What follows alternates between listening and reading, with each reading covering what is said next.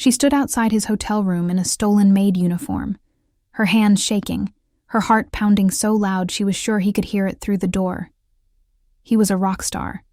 She was the woman who left him 3 months ago with nothing but a note. And when Jake Mercer opened that door and saw Cassandra standing there, everything they thought they knew about each other, about love, about second chances, was about to change forever. What happened next almost destroyed them both. Before we begin, we are so close to 500 subscribers, and I would love your help getting there. Hit that subscribe button right now, and while you are at it, drop a comment telling me where you are listening from today. Now let me tell you how a desperate woman in a maid costume ended up getting proposed to by a rock star in front of 20,000 screaming fans. The Mondrian Hotel in West Hollywood stood like a monument to excess, its sleek white walls hiding the chaos within. On the 14th floor, in the penthouse suite that cost more per night than most people earned in a month, Jake Mercer lay sprawled across a king-sized bed, surrounded by the debris of last night's after-party. Empty champagne bottles, a broken guitar string coiled on the nightstand, someone's sequined jacket abandoned on the floor. The lead singer of Venom Strike opened one eye, his head pounding like the bass drum in their hit single, Burn the Bridge. His phone showed 47 missed calls from his manager, 23 text messages he had no intention of reading, and one notification that made his blood run cold. TMZ alert, Jake Mercer, spotted leaving club with mystery blonde, hours after breakup announcement. Fantastic, he muttered, his voice rough from last night's whiskey. He ran a hand through his disheveled black hair and sat up, the sheet falling to reveal a torso covered in tattoos, a serpent wrapped around his left arm. Lyrics from their first album inked across his ribs, a broken heart on his chest that he got the night his mother died. At 32, Jake Mercer had everything the world said should make a man happy. 3 platinum albums, a sold-out world tour starting in 2 weeks, a face that had graced the cover of Rolling Stone twice.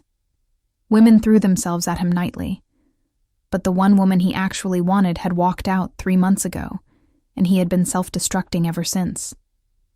Cassandra Reid. Even thinking her name felt like pressing on a bruise.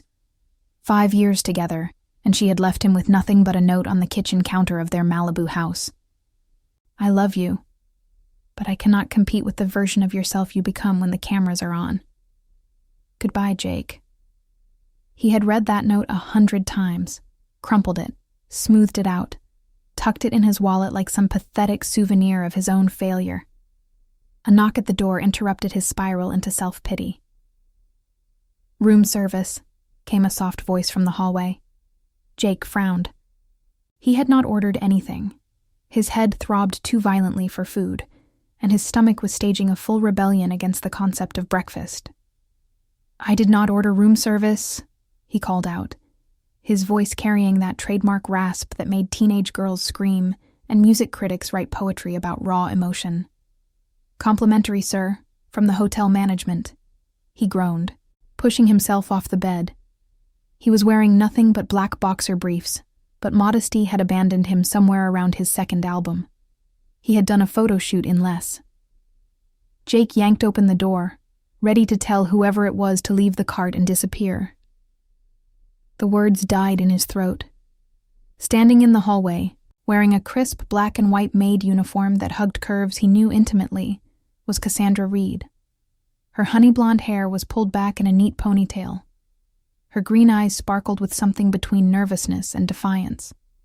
Her full lips curved into that half-smile that had haunted his dreams for 93 days. Room service, she whispered again, her voice barely above a breath. Jake gripped the doorframe so hard his knuckles went white. For a moment, he wondered if he was still drunk, if this was some elaborate hallucination conjured by his desperate subconscious. Cassie? Hello, Jake. He blinked. She was still there, real, solid. Wearing a maid uniform in the hallway of his hotel like this was somehow a normal Tuesday morning. What the actual hell is happening right now? Cassandra pushed the cart past him into the suite before he could protest, her heels clicking against the marble floor.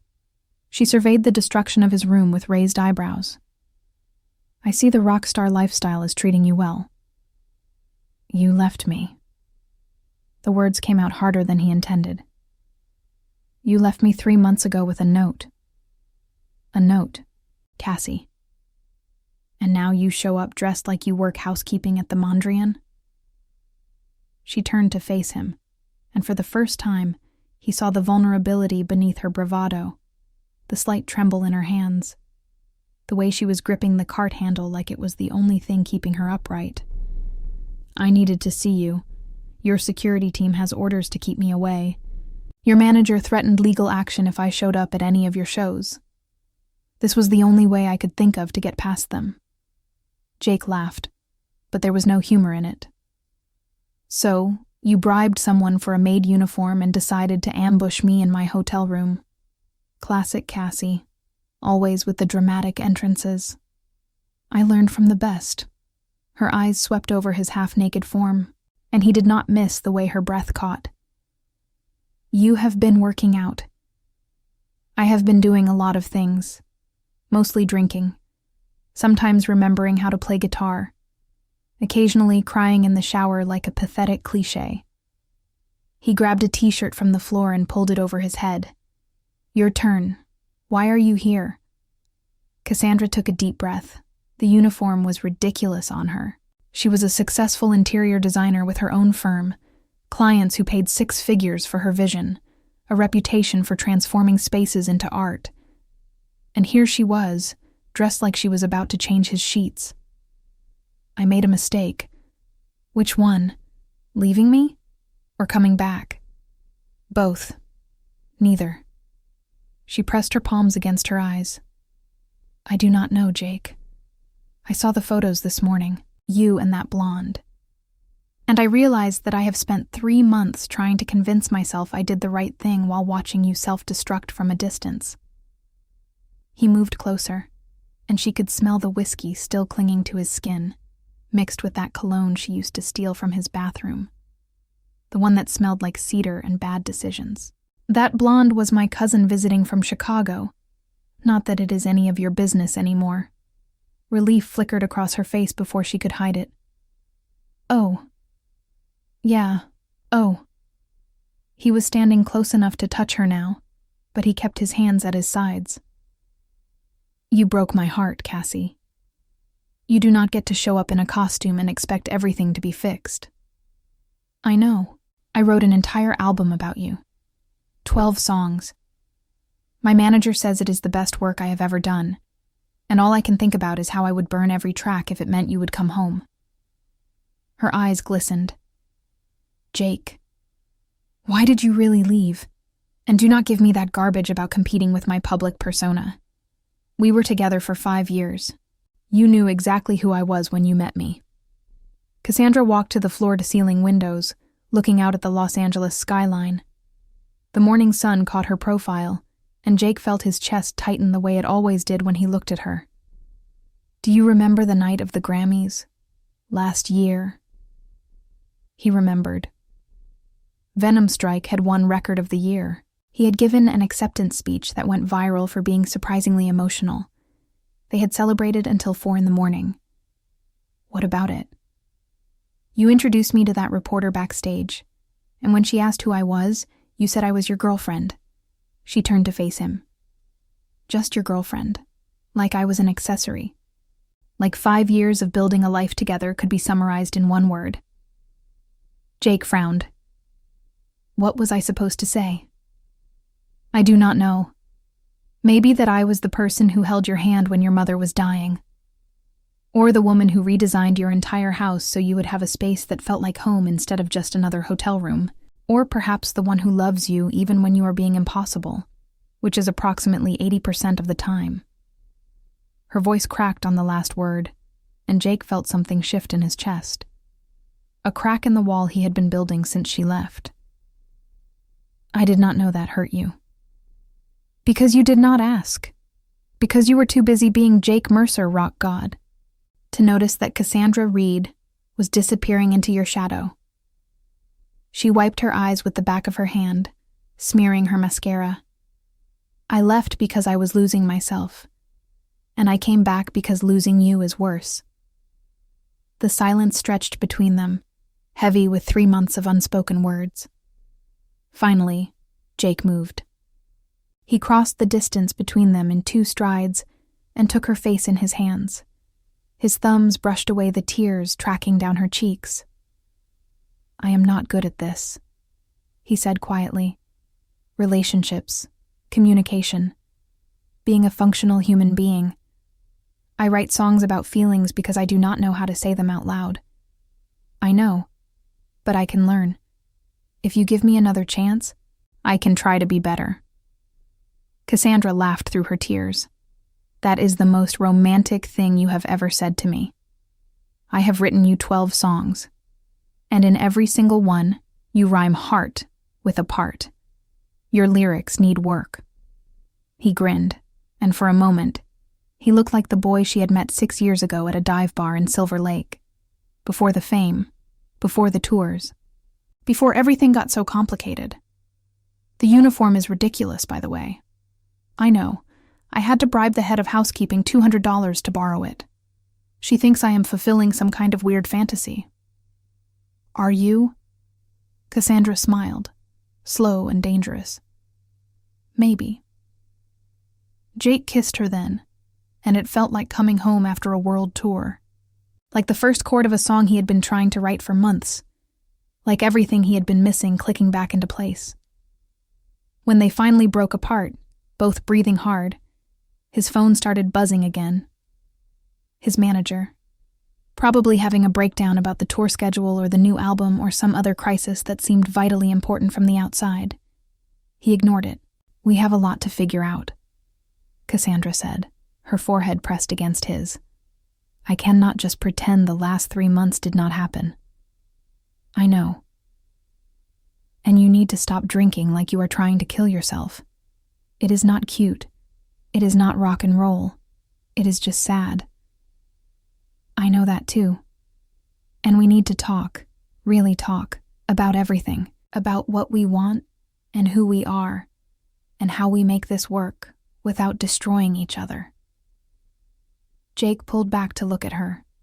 This woman who had seen him at his worst and his best, who had held him together when the world was trying to pull him apart, who had left him and come back dressed like a maid because she was just as terrible at letting go as he was. "Have dinner with me tonight," he said. "Not here. Not some fancy restaurant where people will take our picture. That little Italian place in Echo Park where we had our first date." "Maria's? It closed 2 years ago." "It reopened. I know because I go there sometimes and sit in our booth and pretend I am not a complete disaster." Her expression softened. "You are a disaster, but you are my disaster." "Is that a yes?" "It is a maybe. Ask me again after you shower. You smell like a distillery." Jake laughed, a real laugh that he had not felt in months. "Deal." As he headed toward the bathroom, already stripping off his shirt, Cassandra called after him. "Jake?" He turned. "I missed you. Every single day. I just wanted you to know that." He nodded, not trusting his voice. Then he disappeared into the bathroom, leaving Cassandra alone with the wreckage of his hotel room and the terrifying hope that maybe, just maybe, they could figure this out. Outside the window, Los Angeles sparkled in the morning sun, indifferent to the small human dramas playing out in its high-rise hotels. Somewhere below, traffic crawled along Sunset Boulevard. Tourists took pictures of the Hollywood sign. Life continued in its chaotic, beautiful, ordinary way.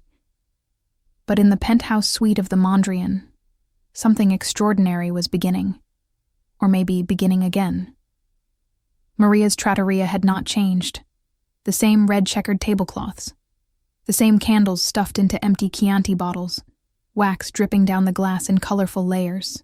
The same faded photographs of the Italian countryside covering walls that had not seen fresh paint since the Reagan administration.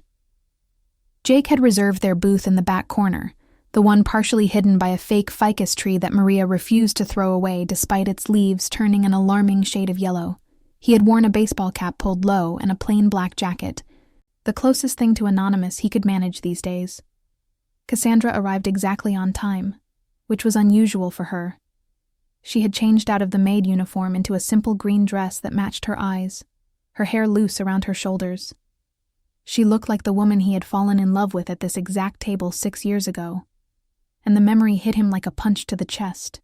"You actually showed up," she said, sliding into the booth across from him. "You sound surprised. You once missed our anniversary dinner because you forgot what month it was. That was one time, and in my defense, I had just gotten off a 17-hour flight from Tokyo." Maria herself emerged from the kitchen, 73 years old and still running her restaurant with an iron fist. She took one look at Jake and Cassandra sitting together and pressed her hands to her heart. "Finally, I pray to St. Anthony every night for you two. He listens, yes?" "We are just having dinner, Maria," Cassandra said quickly. "Bah, dinner is how it starts. Then comes the marriage, then the babies. I want to see babies before I die." She grabbed Jake's face and kissed both his cheeks. "You look terrible, too skinny. I bring you the osso buco. You need meat on those bones." She disappeared before either of them could respond, shouting orders in Italian to someone in the kitchen. Jake smiled. "She has never once let me order my own food. She still thinks you are too thin, even though you have approximately 12% body fat and could probably bench press a small car. 14%. I let myself go a little." Cassandra laughed, and the tension between them eased slightly. This was what he had missed. Not just the big moments, but the small ones. The inside jokes, the comfortable silences, the way she looked at him like he was more than just a face on a poster. "So," she said, folding her hands on the table, "you wanted to talk. I thought we were going to eat first. Jake, we have been avoiding this conversation for 3 months. I snuck into your hotel dressed as a maid. I think we are past small talk." He took a breath. The candle flickered between them, casting shadows across her face. "Okay, you want to know why I introduced you as my girlfriend at the Grammys? Because I was scared." She frowned. "Scared of what?" "Of how much power you have over me. Of what it would mean to say out loud, in front of millions of people, that you are the most important person in my life. That without you, all of this means nothing." He gestured vaguely at the restaurant, at himself, at the invisible weight of fame that followed him everywhere. "I built walls, Cassie. I have been building them since I was 16 and my dad walked out, since my mom got sick, since I learned that people leave, and the only way to survive is to keep everyone at arm's length. Including me, especially you, because you are the one person who could actually destroy me." Maria returned with a basket of bread and 2 glasses of wine, oblivious to the emotional minefield she had wandered into. The osso buco, 20 minutes, eat bread, drink wine, fall in love again, is simple. She patted Jake's cheek and bustled away. Cassandra took a long sip of her wine. "You know what is funny? I left because I thought you did not care enough, and you are telling me you pushed me away because you cared too much. Ironic, right? I should write a song about it. Please do not rhyme heart with apart again. I make no promises." She reached across the table and took his hand. Her fingers were cold from holding the wine glass, but her grip was warm, familiar. "Right. I need to tell you something," she said, "and I need you to not freak out." His stomach dropped. In his experience, nothing good ever followed those words. "Okay. The 3 months I was gone, I was not just figuring out my feelings. I was working with a therapist, twice a week. I wanted to understand why I run away from things when they get hard. Why I left you a note instead of having an actual conversation." Jake squeezed her hand. "That is not something to be ashamed of. I know. But there is more." She took a shaky breath. "My therapist helped me realize something about my father. about why I have spent my whole life trying to prove I am good enough for people who were never going to see me as anything more than background noise. Cassie, let me finish. My dad left when I was 12. You know that. What you do not know is that before he left, he told my mother that he could not stay married to someone so ordinary, that she had no ambition, no spark, that she was just taking up space in his life. Her voice cracked. I heard everything, through the wall of my bedroom. And I have spent the last 20 years trying to be extraordinary enough that no one would ever say that about me. Jake moved around to her side of the booth and pulled her against him. She was crying now, quiet tears that soaked through his shirt. That is why I overreacted at the Grammys, she continued, her voice muffled against his chest. When you called me just your girlfriend, it felt like my father all over again. Like I was invisible. Like nothing I did would ever be enough. He held her tighter, pressing his lips to the top of her head. I am so sorry. It is not your fault. You did not know. I should have. I should have asked. I was so caught up in my own garbage that I never stopped to think about yours. She pulled back to look at him, mascara smudged beneath her eyes. We are quite the pair, aren't we? Two broken people trying to love each other without cutting ourselves on all the sharp edges. We could try a different approach. What do you mean? Jake took both her hands in his. I have a proposal. Not that kind of proposal, calm down. A suggestion, a plan, whatever you want to call it. She laughed wetly. I am listening. The tour starts in 2 weeks, 12 cities, 3 months on the road. Come with me. Jake, I know what you are going to say. You have your business, your clients, your life, but I'm not asking you to give that up. I am asking you to let me show you that you are more than just my girlfriend, that I can introduce you to people as Cassandra Reid, the most brilliant designer I have ever met, the woman who makes me want to be better, the person I am going to spend the rest of my life with, if she will have me. Her breath caught. The rest of your life? Too much? Possibly. But keep talking. I want to do this right. I want to wake up next to you on a tour bus in Chicago and have breakfast with you in Philadelphia and watch you redesign whatever terrible hotel room we end up in because you cannot help yourself. I want to fight about stupid things like who forgot to charge their phone and make up in ways that get us kicked out of fancy establishments. Cassandra was crying again, but she was also laughing. You are insane. Completely. But I am also completely in love with you, and I have been too scared to say it like this. Not in a song. Not in some grand gesture. Just here, in our booth at Maria's, with bad lighting and fake plants and a tiny Italian woman who is definitely listening from the kitchen. I heard nothing. Maria's voice called from somewhere behind them. Cassandra pressed her hand to her mouth, trying to contain her laughter.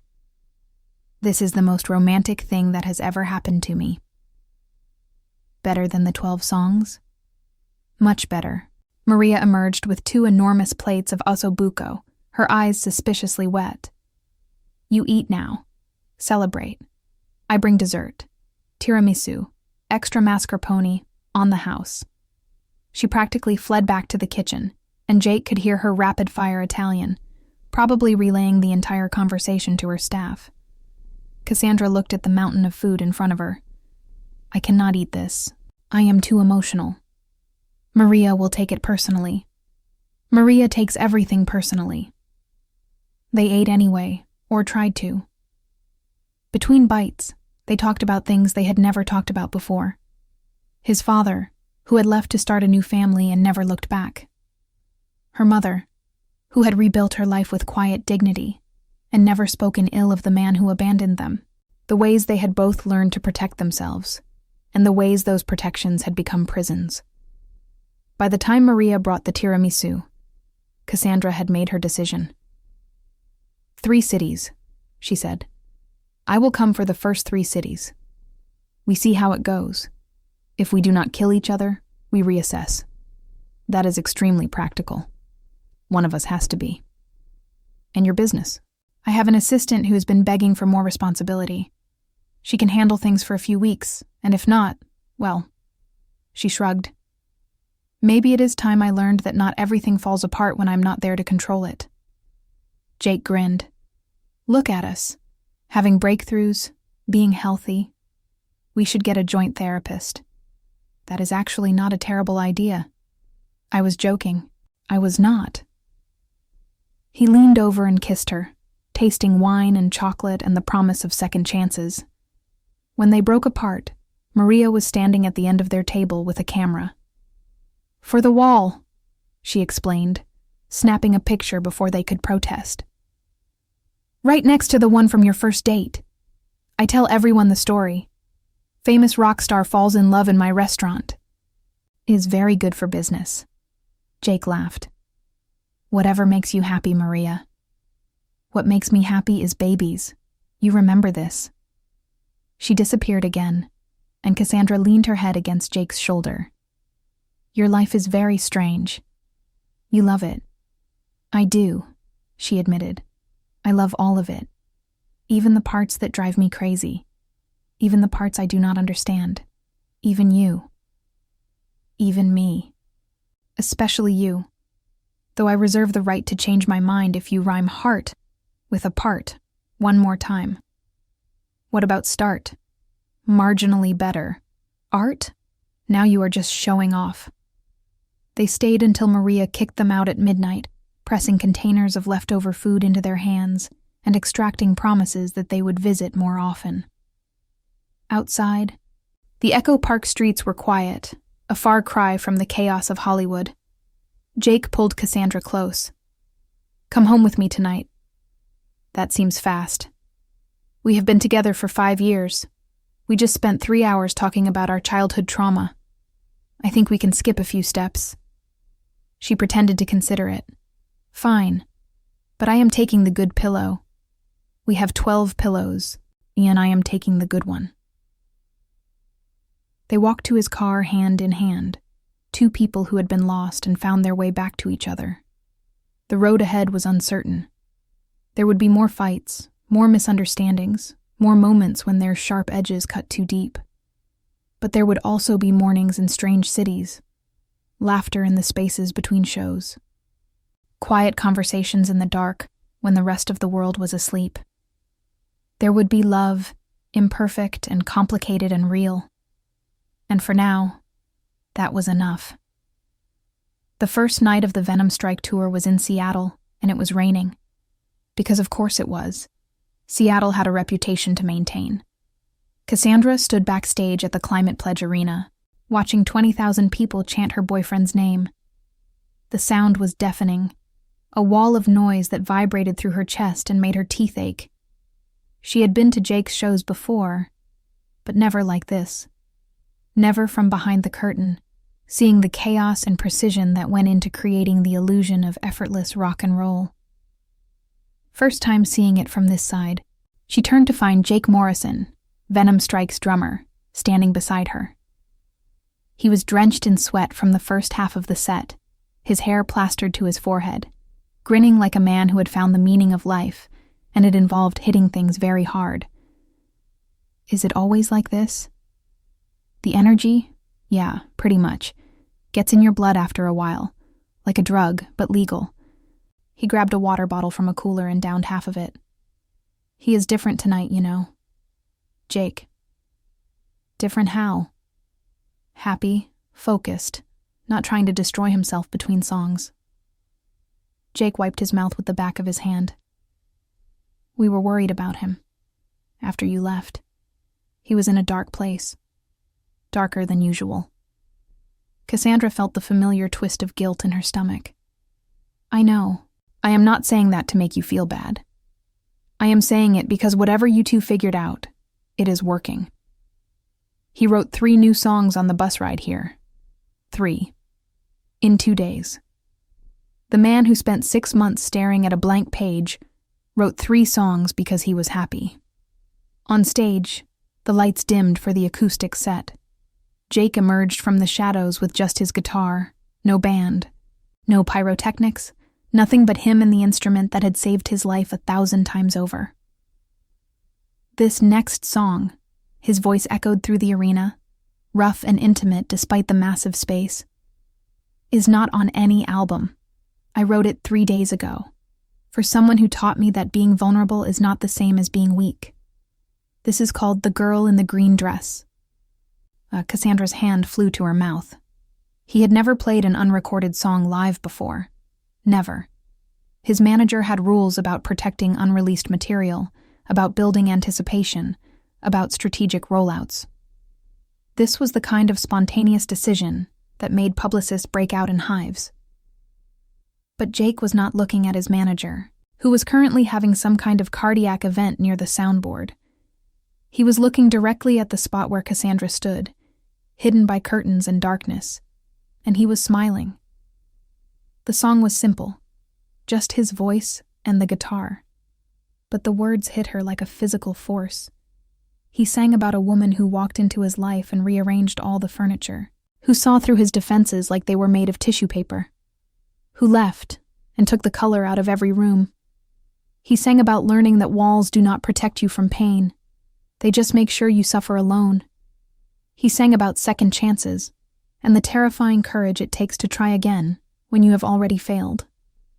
And then he sang the bridge, and Cassandra stopped breathing. She is not just my girlfriend. She is my architect. She built the home I did not know I needed. She is not in my shadow. She is my light. And I should have said that a long time ago. 20,000 people were silent. Not the restless silence of boredom, but the breathless silence of watching something genuine happen in a world built on performance. When the last note faded, the arena erupted. The noise was overwhelming, a tidal wave of screaming and applause that seemed to go on forever. Jake just stood there, guitar hanging loose, looking at Cassandra with an expression that made her heart crack open. Jake nudged her. "That is your cue." "What?" "He asked me to tell you. When the song ends, you are supposed to go out there. Out there, in front of 20,000 people. Are you insane?" His words, not mine. He said you would probably argue, and that I should tell you this. Jake pulled a crumpled piece of paper from his pocket. "Stop being scared, and come let me love you in front of witnesses. Also, wear comfortable shoes because the stage is slippery." Cassandra laughed despite her terror. "He is the most ridiculous person I have ever met." "Yeah, but he is also the most in love I have ever seen him." Jake gently pushed her toward the stage entrance. "Go, before he starts crying and ruins his bad boy image forever." Her legs carried her forward without her permission. One step onto the stage, then another. The lights were blinding, the noise disorienting, but somehow she found her way to where Jake stood. He handed his guitar to a roadie and took her hands, completely unconcerned that they were currently the center of attention for a sold-out arena. "You wrote me a song," she said, her voice lost in the chaos around them. "I wrote you 12, but that one is my favorite. You called me your architect. You are. You rebuilt me. All the parts I thought were too broken to fix." She was crying now, which was extremely inconvenient given the number of cameras pointed at them. "I love you. You impossible, dramatic, infuriating man. I love you so much it scares me." Jake pulled her close, and for a moment, the 20,000 people disappeared. It was just them, two imperfect people who had found their way through the wreckage to something that felt like home. "Marry me," he said. "What?" "Marry me. Not because it is romantic, or because we are on stage, or because it would make Maria happy. Marry me because I want to spend the rest of my life introducing you as my wife, as my partner, as the most important person in my world." Cassandra stared at him. The noise of the crowd had reached a fever pitch, but she could barely hear it over the pounding of her own heart. "You are proposing to me in front of 20,000 people, without a ring, after we have been back together for 2 weeks. Yes. That is completely insane. I know. We have not even discussed where we would live, or whether we want children, or who would do the dishes.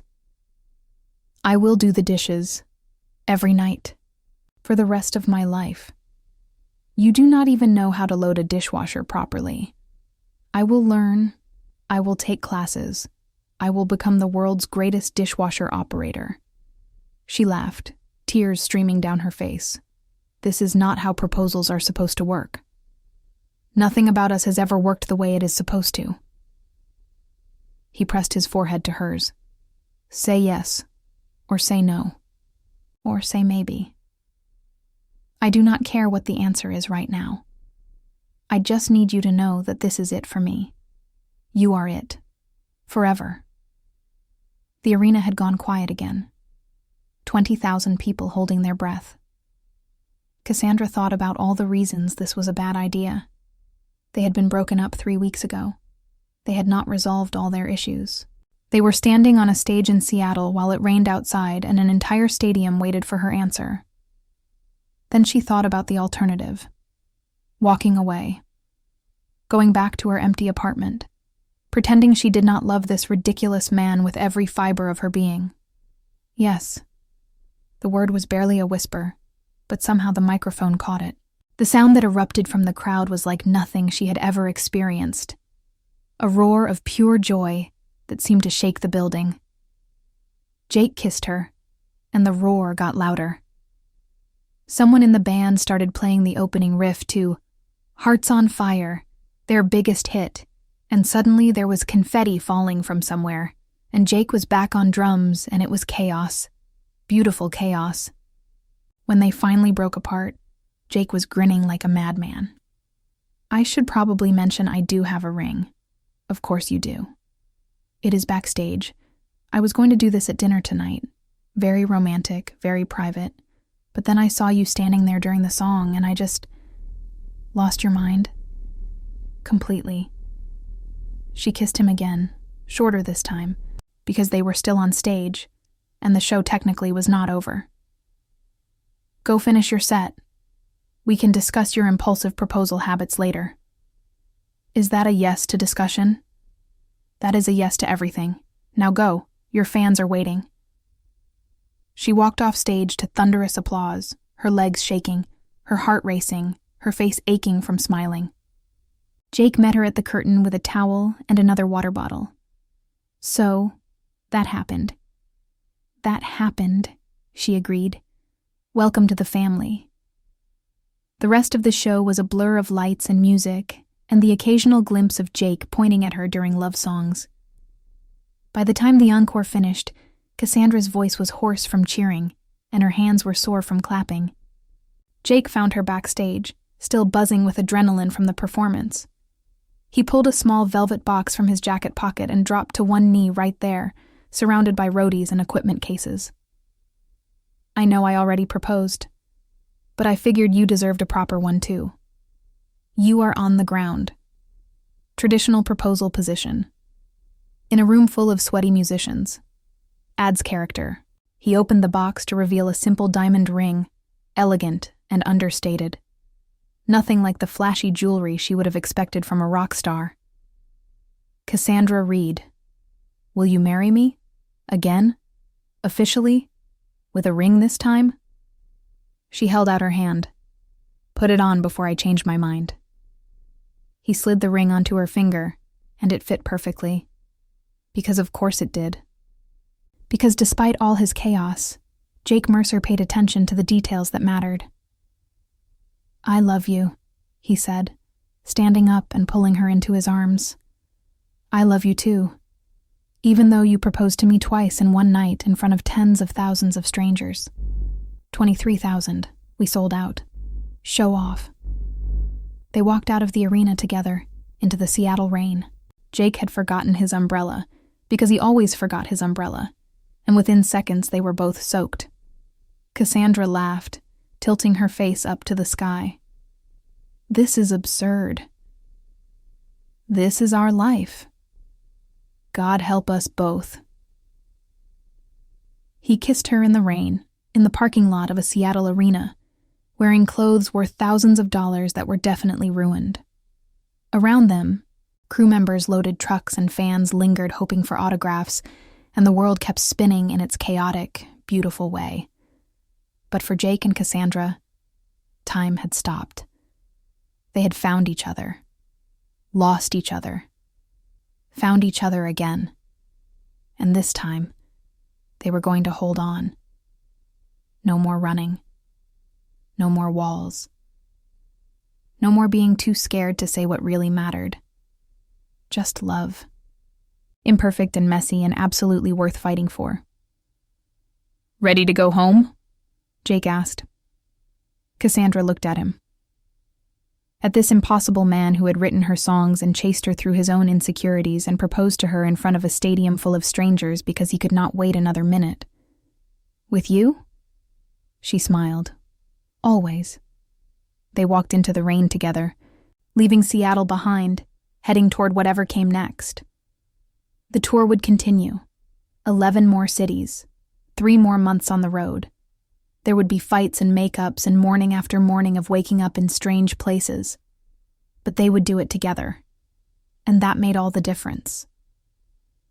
What would you have done in Cassandra's place? Would you have had the courage to show up at his hotel, dressed as a maid, just for a chance to be heard? Would you have walked onto that stage in front of 20,000 strangers? Would you have said yes? Some people might say she was crazy. That 3 months apart was not enough time to forget 5 years of hurt. That a proposal in front of a screaming crowd was impulsive, reckless, maybe even unfair. But here is the thing about love. It does not follow the rules we think it should. It does not wait until the timing is perfect or the wounds are fully healed. Sometimes it crashes through the door in a maid uniform and demands to be seen. Jake spent 3 months destroying himself because he was too proud to admit he needed her. Cassandra spent 3 months in therapy because she was too scared to admit the same thing. They wasted 93 days being right instead of being together. How many of us have done the same? How many chances have we let slip away because we were waiting for the perfect moment that never comes? Think about it. Really think about it. Then leave a comment. Tell me. In Jake's position, would you have proposed on that stage? Or would you have waited? In Cassandra's shoes, would you have said yes? Or would fear have won? I want to know. Because stories like this only matter if they make us think about our own lives, about the people we love, about the risks we are too afraid to take. So scroll down. Write your answer. And if this story made you feel something, if it made you think, if it stayed with you even a little bit, then do one more thing. Subscribe, because next week there is another story coming. Another couple. Another impossible choice. And I think you are going to want to be here for it. Hit that subscribe button. Turn on notifications. Become part of this community. Because the best stories are the ones we experience together. See you in the next one.